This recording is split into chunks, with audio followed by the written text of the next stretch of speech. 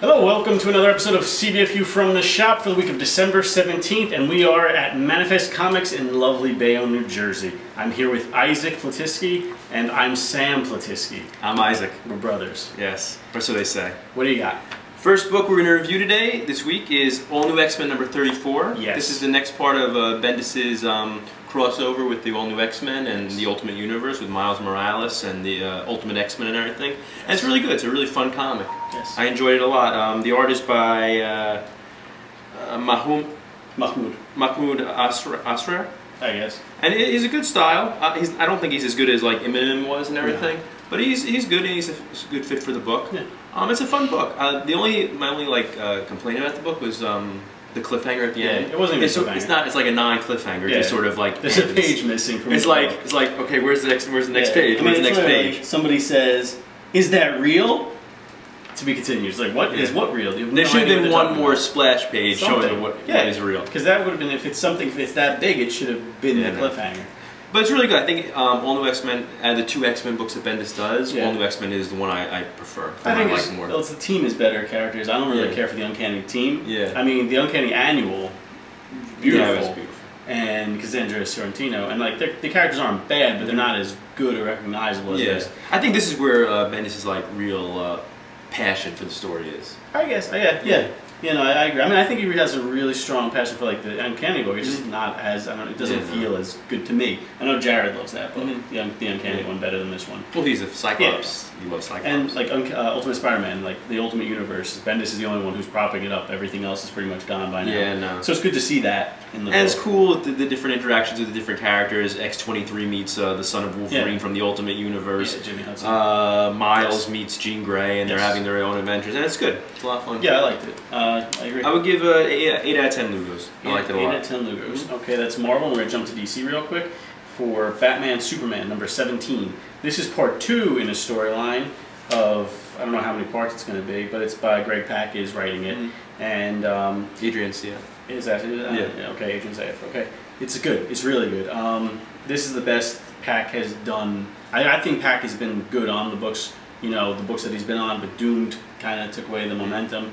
And it hasn't been great. This is really good. The first issue I liked a lot because basically like the premise is, what if Superman had a Joker? You know, somebody on his level, but with that level of evilness and like his malice. Because Lex Luthor just hates Superman. Yeah. You know, he's a villain, but he's not Joker evil. Yeah. This guy wants Superman to hurt. And all his friends and family to hurt. Yeah, he's like an evil supervillain. So it's never been done before, as far as I know, and it's just really authentic. It's good. The interaction between Batman and Superman. The book's called Batman Superman, and seeing how good the interaction is, it's the best this book has been since the beginning. Yeah. And the art is strong. Reminds me of the Kuberts a little bit.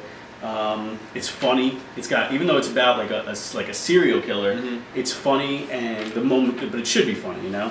And it's a really good book. What do you think? Yeah, no, it's I was almost going to drop this book during Doomed, and I didn't think this was going to be any improvement on it, but from the first issue of the storyline, it's like a massive improvement on this book. Yeah. And it's a really good story, interesting characterizations. I'm not as big a fan as the art as you are. I think I would be happier with a different artist on it. I think that would even make the book even better. Okay. But I liked it a lot. Yeah, no, I do too. I mean, like I said, he really gets Superman, he really gets Batman, he gets their relationship together.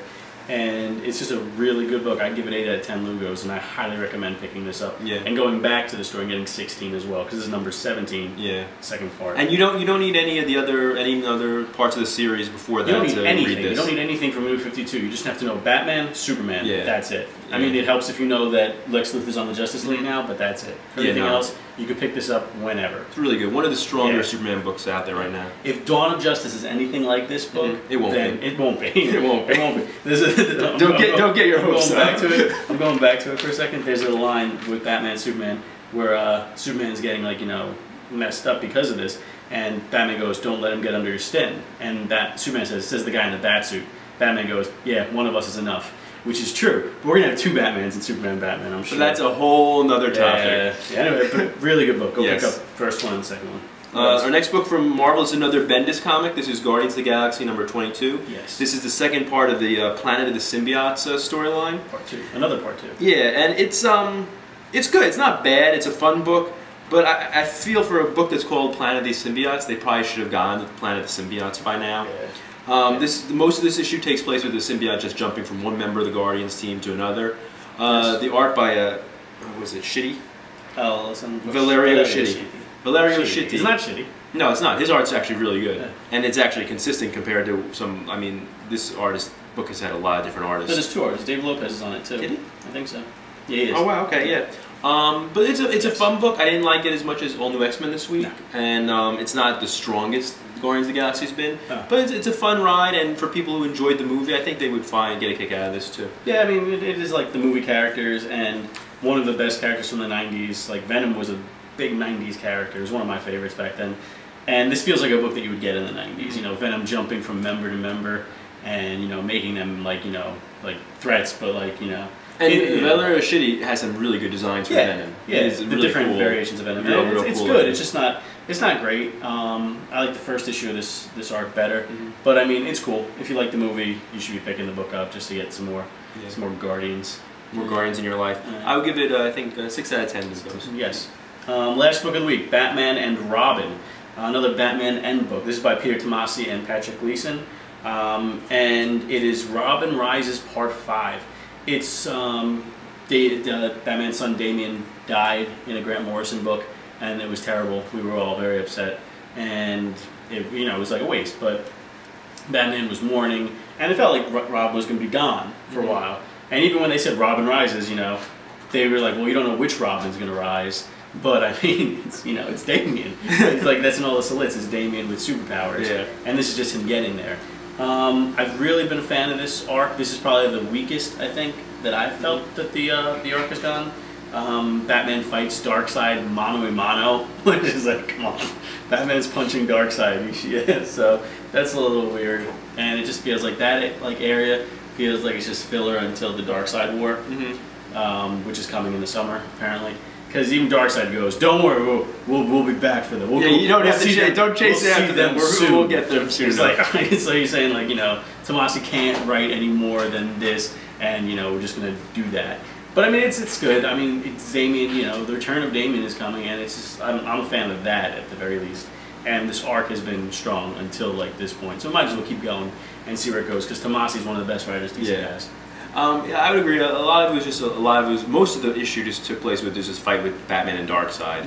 But Patrick Gleason's art is really good, and it's a really good well-drawn fight.